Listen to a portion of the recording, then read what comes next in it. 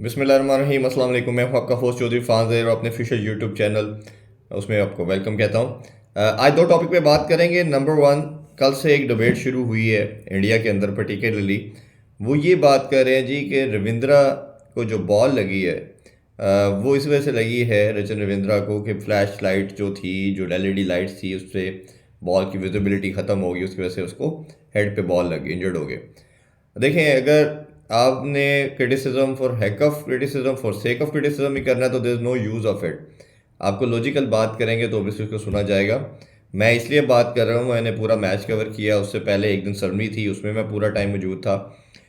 Ball अगर लगना इस वजह से होती तो फिर पूरा 50 ओवर ऑलमोस्ट उन्होंने किया है। और हमारे में पाकिस्तान भी जब फील्डिंग कर रहा था तो उसमें भी काफ़ी ओवर, लास्ट 8-10 ओवर जो फ्लड अंडर फ्लड लाइट ही पाकिस्तान ने फील्डिंग की, तो कई बॉल हवा में गई, कई आई और सब भी लगती। ऐसा कुछ नहीं था ये। चाहे आप सूरज के, आपके अगर सन के बिल्कुल एग्जैक्ट डायरेक्शन में आएगी बॉल, वो भी आपका विजन ख़त्म होगा। फ्लड लाइट क्योंकि तेज़ है, आम जो प्रीवियस लाइट थी उसकी निस्बत ज़्यादा उसका वो जिसके कहना चाहिए स्वेरिटी ज़्यादा है, वो उसी तरह फ्लैश करती है और वो आप पे इम्पैक्ट आता है। तो वो उसमें भी ऐसा ही हो सकता है। आप पर्टिकुलरली इस एलईडी लाइट की बात कर रहे हैं तो वन ऑफ द बेस्ट है इसकी। जो अगर आप लाइट का विजन की बात करें तो वो पहले प्रीवियस वाले से शायद कई गुना ज़्यादा है। काफ़ी क्लैरिटी है इसमें। सर दो देयर नो हार्म, इसमें कोई नुकसान नहीं है, कोई साइड इफेक्ट नहीं है। कोई जो बात की जा रही है इन्वेस्टिगेशन होनी चाहिए, ये क्या है, सेफ्टी के लिए नहीं है, तो ये तमाम रिडिकुलस बातें हैं।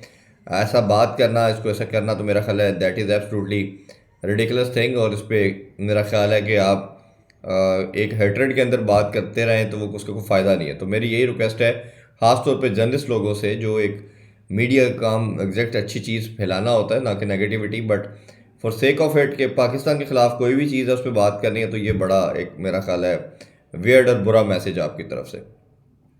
सेकेंडली, इंडिया का मैच इंग्लैंड के साथ सेकंड ओडीआई था और क्या शानदार परफॉर्मेंस रोहित शर्मा की तरफ से आई। बहुत ज़्यादा प्रेशर था रोहित शर्मा पे, विराट कोहली पे।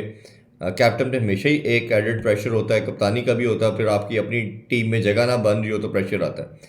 खैर, इंग्लैंड ने जब बैटिंग स्टार्ट की तो obviously they have very good start और उन्होंने एक अच्छा 308 रन बनाए 6 विकेटों के नुकसान पे। फिल शॉट और बेन डेकर की बड़ी शानदार पहले पार्टनरशिप थी। बेन डेकर ने बड़े अच्छे 65, जो रूट ने आज वो एंकर का रोल प्ले किया, 69 दैट विच वाज मिसिंग, वो ज़रा ऊपर आए। फिर बटलर ने अपने नंबर को नीचे किया। आज हैरी ब्रुक भी थोड़ा सा अच्छा है, बट अपनी जो कन्वेंशनल क्रिकेट खेलते हैं उससे बिल्कुल हट के उन्होंने क्रिकेट खेली। शायद यही एक डिफरेंस भी आया उनकी गेम के अंदर भी, कि अगर वो जिस नॉर्मल ट्रेडिशन खेलते हैं, शायद प्रेशर उन पर भी बहुत ज़्यादा था। 59 के स्ट्राइक रेट से खेला, वो टेस्ट भी 100+ के स्ट्राइक रेट के साथ खेलते, तो that was surprising for me. Butler ने 34 और लिविंगस्टन ने अच्छे 41 किए, बट इस तरह की फ्लैट विकेट्स हैं तो ये टोटल दिखने में लग रहा था कि बहुत कम है, और इवेंचुअली वही हुआ कि वो उसको सेव नहीं कर पाए, इसको टोटल को नहीं रोक पाए। भारतीय बॉलर में रविंद्रा, हमने देखा कि जडेजा ने 3 खिलाड़ियों को आउट किया, बड़ा हमेशा से अच्छा स्पिनर रोल प्ले कर रहे हैं। चक्रवर्ती ने भी अच्छा, मेरा ख्याल है सबसे इम्प्रूव बॉलर की बात की जाए चक्रवर्ती की बात ज़रूर हम कर सकते हैं। इस तब फिर इंडिया बैटिंग करने के लिए तो ऑब्वियसली बहुत प्रेशर था, और एक जो डिबेट हो रही थी इंडिया के अंदर या दुनिया में कि शायद जायसवाल को इसका पार्ट होना चाहिए, तो कोहली इन थे और वो बाहर थे, तो उसमें उनके ऊपर भी प्रेशर था। पहले अगर मैं रोहित शर्मा की बात करूं तो शायद इंडियन, अगर आप 10-15 साल के अंदर इनके क्रिकेटर देखते हैं तो that is the only player, बाकी भी शायद कुछ होंगे but he is the only player as a leader जिस पे पूरी दुनिया कहती है, मैं ख़ास तौर पे सबसे ज़्यादा कहता हूँ कि दैट इज़ सेल्फलेस प्लेयर। ये बिल्कुल सेल्फिश नहीं है।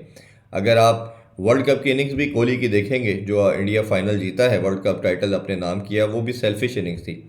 और उसमें कहीं ना कहीं जब 24 पे 24 चाहिए था साउथ अफ्रीका को, और वो तो एक मेरेकल हुआ और इंडिया एक बड़ा अच्छा स्पेल कर गया, बुमराह और इसी तरह ही आपके हार्दिक पांड्या। अदरवाइज वो विराट कोहली की वजह से नहीं आप जीते, वो बुमराह की वजह से जीते हैं आप।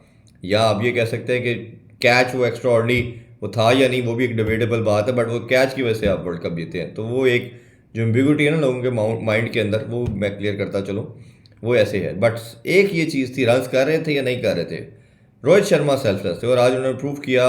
132 के स्ट्राइक रेट के साथ उन्होंने 7 छक्के 12 चौके लगाए और 119 स्कोर किए। शुभमन गिल अपनी जगह प्लेस इन कर रहे हैं। पिछले साल नंबर 1 पे भी कुछ टाइम के लिए बाबर से इन्होंने ये छीनी थी नंबर 1 की रैंकिंग। दोबारा से वो परफॉर्म कर रहे हैं, वाइस कैप्टन भी हैं, उन्होंने भी रोल प्ले किया। और जब एक बात हो रही थी कि ये इनको टीम में नहीं होना चाहिए, जायसवाल को होना चाहिए, तो उन्होंने पॉइंट प्रूव किया। विराट कोहली उधर से बाबर आजम का बल्ला रन्स करना भूल गया, इधर से विराट कोहली का भी बल्ला रन्स करना भूल गया। डिबेट हो रही थी दुनिया में बेस्ट कौन है, दोनों उस लाइन में क्या मेरा ख्याल है को 20-20 30 प्लेयर पीछे चले गए हैं। तो बड़ा दोनों टीम को हिट भी मिल रही है, सेटबैक भी आ रहा है। भारत इसलिए थोड़ा अच्छा कर रहा है कि बाकी लड़के ज़रा अच्छा परफॉर्म कर रहे हैं, तो वो कंपनसेट हो रहा है। दोनों विक्ट्रीज़ के अंदर मेरा मानना ये है कि इंडिया को जो दोनों मैचेस में विक्ट्रीज मिली है वो शहरयार आयर और अक्षर पटेल की वजह से मिली है। पहले मैच में भी दोनों की पार्टनरशिप बड़ी ज़बरदस्त थी, उसने मैच जिताया। इस मैच के अंदर भी जब रोहित शर्मा आउट हो चुके थे तो एक डिज़ास्टर में जा सकते थे, बट दोनों ने विक्ट्री दिलवाई। अब वो क्या कम्बिनेशन होगा, हार्दिक पांड्या आगे खेलते हैं या नहीं खेलते, सॉरी अगर हम बात करें तो बुमराह वापस आते हैं या नहीं आते, ये एक उनके लिए बहुत बड़ा क्वेश्चन मार्क है for sake of champion trophy. अगर बुमराह नहीं आते तो मेरा ख्याल है इंडिया के लिए बहुत मुश्किल हो सकता है। बाकी बॉलिंग इसका इतनी ज़्यादा तगड़ी नहीं है कि वो टीमों को रोक सके, तो ये मेरा ख्याल है उनकी कम्बिनेशन के लिए बेहतर होगा। बट इधर बाबर आजम, इधर विराट कोहली, दोनों बैटिंग करना भूल गए, दोनों के लिए मसाइल पैदा हो चुके हैं।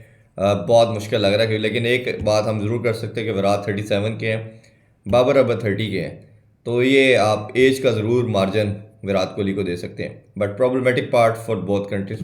कल दोबारा बात करेंगे नए टॉपिक के साथ, अपना ख्याल रखिए। अल्लाह हाफिज़। पाकिस्तान जिंदाबाद।